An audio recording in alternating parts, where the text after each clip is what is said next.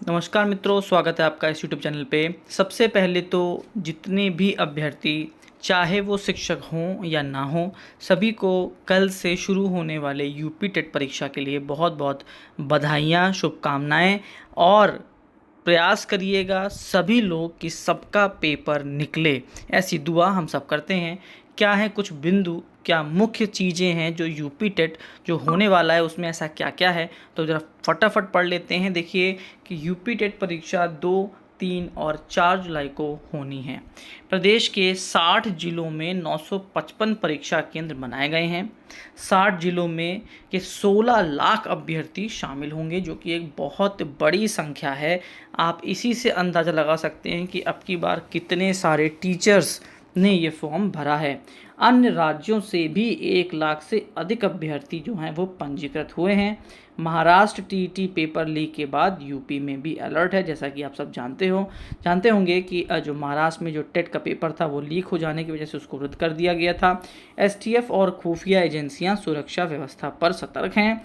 सैकड़ों कोचिंग संचालकों के नंबर निगरानी में भी हैं और पेपर लीक रोकने के लिए कड़ी सुरक्षा निगरानी का इंतजाम भी किया गया है।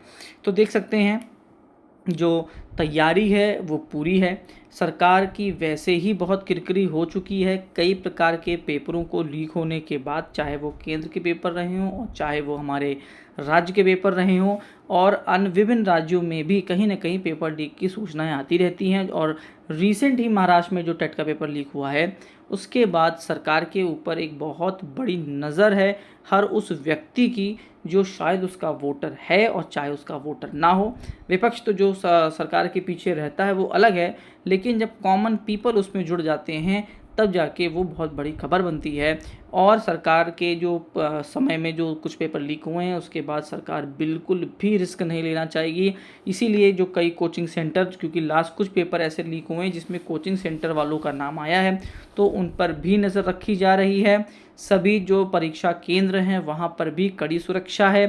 पेपरों को लाना ले जाना वो भी सब एकदम मुस्तैद है।